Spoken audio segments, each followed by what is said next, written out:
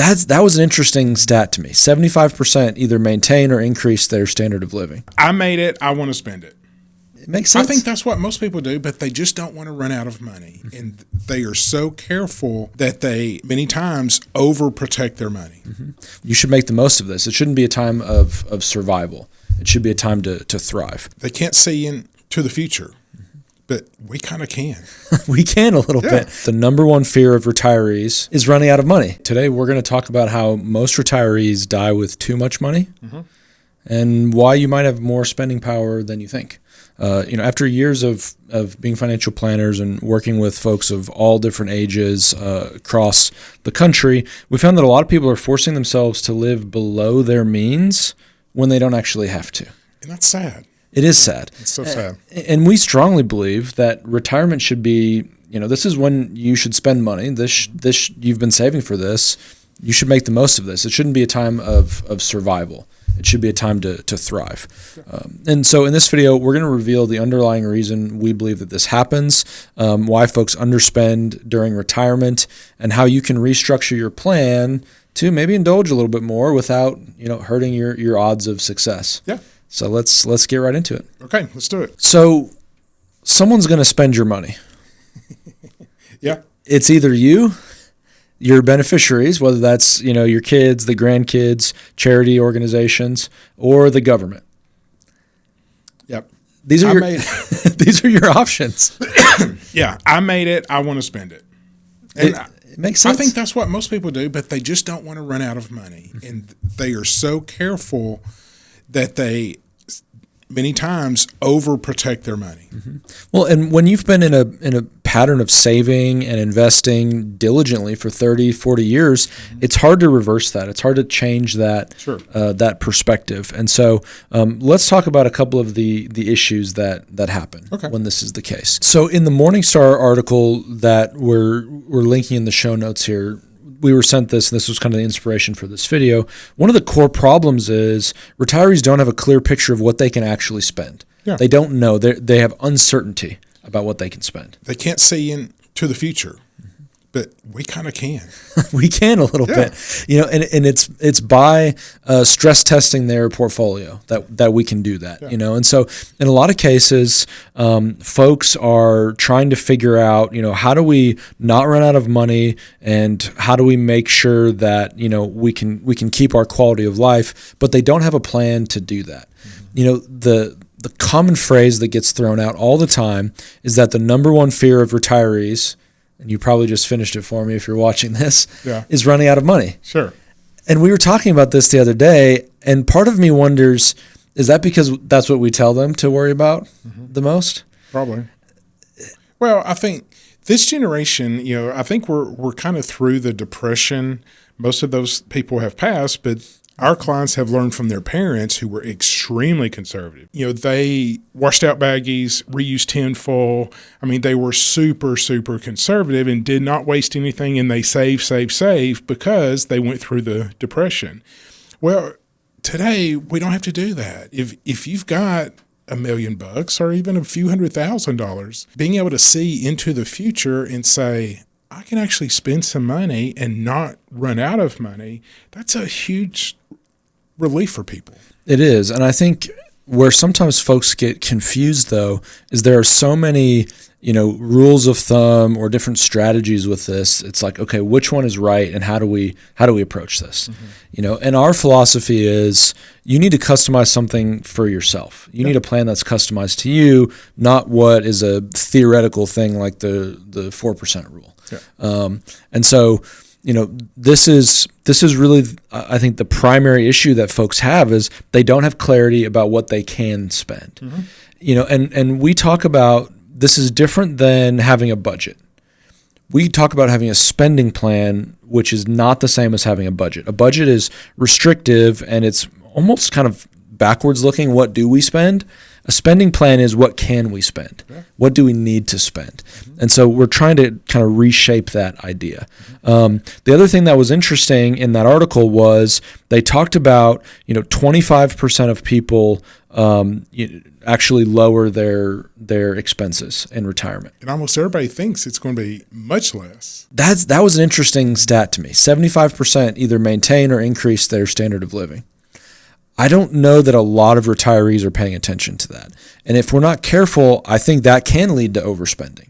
And I think that's a gap that people are concerned about, this kind of spending gap. They don't know what they can do and how they can approach it. So we need to talk about how we address that. Okay. I think there's some underlying beliefs, that we see consistently among people. And one of those is I know I'll be safe if I don't spend too much money, which leads to not going on the vacation, not doing things, not giving money to the kids. They're like, I just don't know what the future is. And so to be safe, I just won't spend money.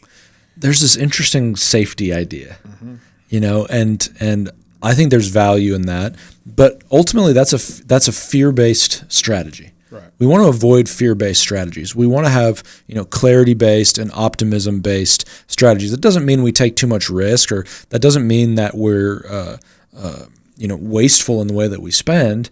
But I think what becomes scary to me and some of the folks that we work with, they might be their late 70s, early 80s with a couple $1 million more than they're going to spend.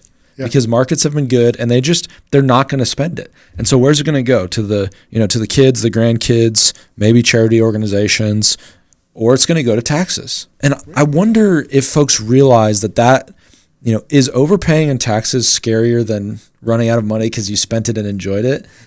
To me, it is. Yeah, it's a different idea than most people think about. But if you start retirement at 62 with $1 million, and you have enough Social Security, we plan well, you could have $2-3 million by your mid 70s.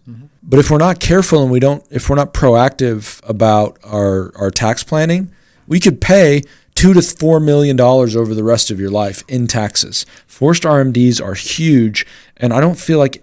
I don't know. I feel like we talk about this all the time, but hardly anyone's paying attention to this. Right. We see folks every single week who have had an advisor for 25, 30 years, and we go, hey, what's the tax plan? I mean, we just had a meeting yesterday. What is the plan for taxes? And they said, well, we've done really good in the market. And it's like, okay, well, everyone's done really good in the market, of course. Yeah, they were really proud of their guy because he made them money over the last few years. Okay, well... How much of that are we going to keep? Yeah. And they didn't have a lot of clarity about that.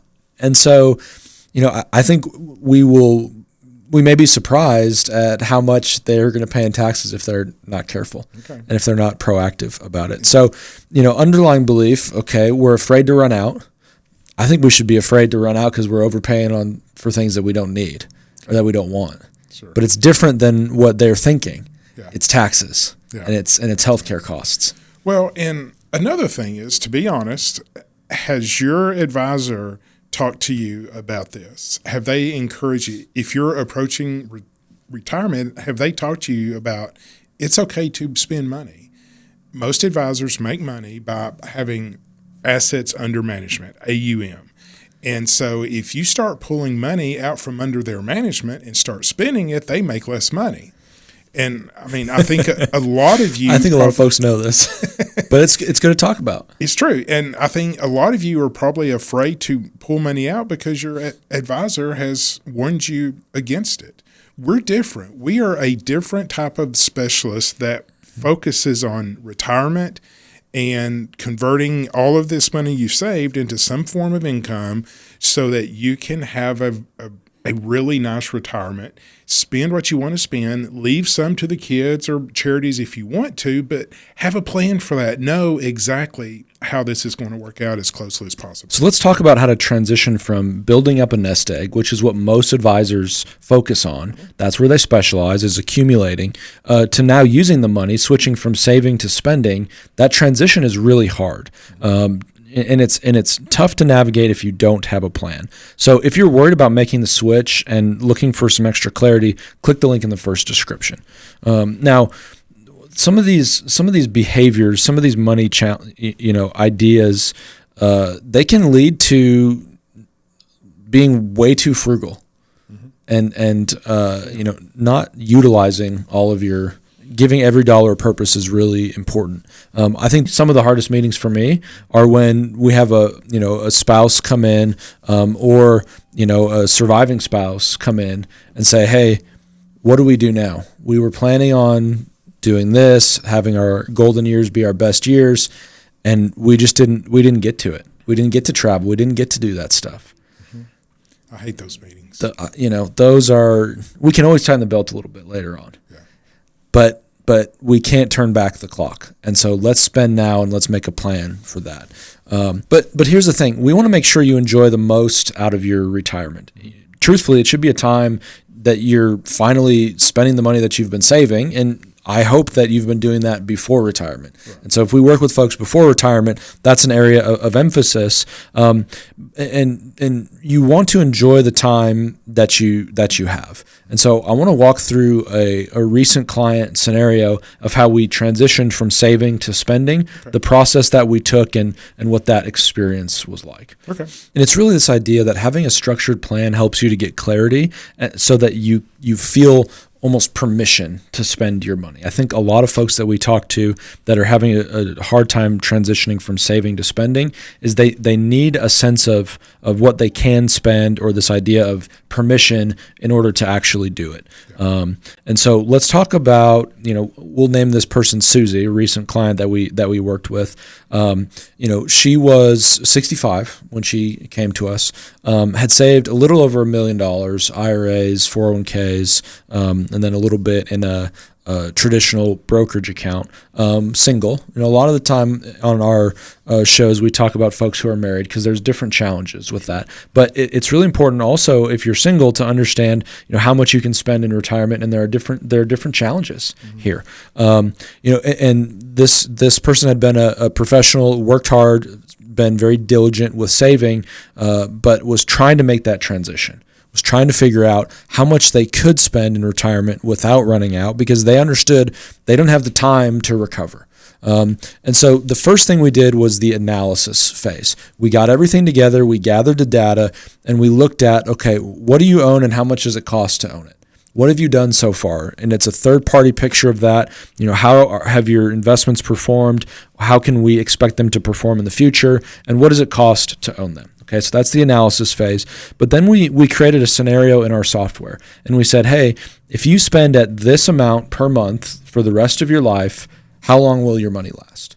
And we started with what is she actually spending right now? And I think this is a good starting point. Look, if we don't change anything, what can we expect to happen? Reasonable rates of inflation, reasonable rates of return. What does the future look like? What's the current scenario? So we always want to start with that picture, because we need to have a benchmark of what potential optimization could look like. And in her case, she wasn't going to run out of money. She was going to be okay, and that was a welcome surprise to her. But that was really because she didn't overspend, and she's had a habit of not overspending for 40 plus years. Sure. And so we needed to figure out when to claim Social Security. Do we have the right portfolio? And then can we optimize it? How much are you going to pay in taxes? And so that's when we really get to work, and we start to play with some different scenarios.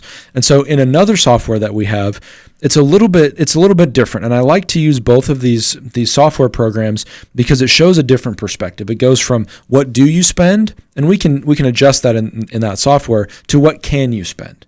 Given reasonable assumptions, what can you spend? And so what it gives us is kind of a potential retirement paycheck. What could you spend for the rest of your life without running out of money? And then it gives us some kind of guardrails. Think of guardrails on the highway.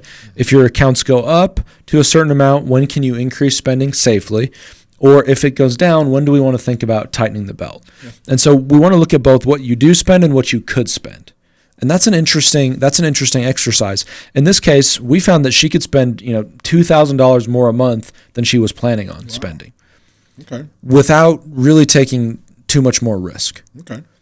Now, that's a huge opportunity for a lot of folks because this pays for some of the trips she wants to do. This pays for giving to the kids and grandkids. And we're going to even push it a little bit further because if we then, the next step is how do we optimize for taxes? This is something, her past advisor never helped her with, was only focused on accumulation. Well, if we optimize for taxes in this scenario, we can save well over $1 million over her lifetime. But what that enables us to do is actually spend more. That finds another $1,500 a month in the spending capacity. Nice. So by planning, by figuring out what she can actually spend, reducing expenses, optimizing the portfolio, and then creating a plan to deal with that long-term taxation, we found that she can spend between $200 and $3,500 more a month than she thought she could. That's a good meeting. I mean, it is a good meeting. And talk about a different lease on life and a different perspective, right? And so we're still working with her through this process. What I find is it really takes 12 to 18 months after we begin the planning process for most folks to really get it, for it to really sink in, and for them to trust that they can spend. Yeah. And look, that's time well spent, in my opinion. Imagine if you felt like over the next year and a half that all of a sudden, there were more opportunities available to you, that you weren't worried about running out of money anymore, but you were really worried about, okay, I have an extra $3,000 a month, $36,000 a year that I've got to figure out how to spend. How can I spend that consistently with my value so it doesn't go to our friends in Washington and it goes to the people, places, and organizations that we care about? Sure. That's a totally different conversation than don't spend your money because we don't want to worry about running out. Might run out. Yeah. We don't know, but you might. So, yeah. So we've talked about a few of the reasons why retirees tend to, that we see, tend to die with too much money, and how you can sort of restructure your plan to think differently about your retirement goals. Sure. As you saw with our client scenario, we often find that people that have a little bit more wiggle room or are a little bit more intentional about their spending, they're able to, at least this is what they report to us, they're able to enjoy their life a little bit more. Sure. And we're intentional about the way that we spend money, and we don't really budget anymore. We create a spending plan, we get rid of the budget, and it's kind of permission-based spending. That's really exciting to us. That's cool. And that's why it's so important to have a personalized plan that you have figured out, what is your spending plan? What is your permission to spend? And that will give you so much more freedom to enjoy retirement. Now, ideally, we want to catch these mistakes way sooner than a lot of folks are. Right. We want to be doing this when you're in your mid to late 50s so that you have a really good sense of where you're going. And so if you want to optimize your spending plan during retirement, ditch the budget, we're offering a free questionnaire that'll measure your retirement success rate based on how much you spend and how much you've saved. We'll even send a personalized video showing exactly what that could look like, what your retirement paycheck could look like, and potential action steps to rework your plan. So to get started, click the link in the description, and we'll look forward to seeing you soon. All right. See you next time. Bye.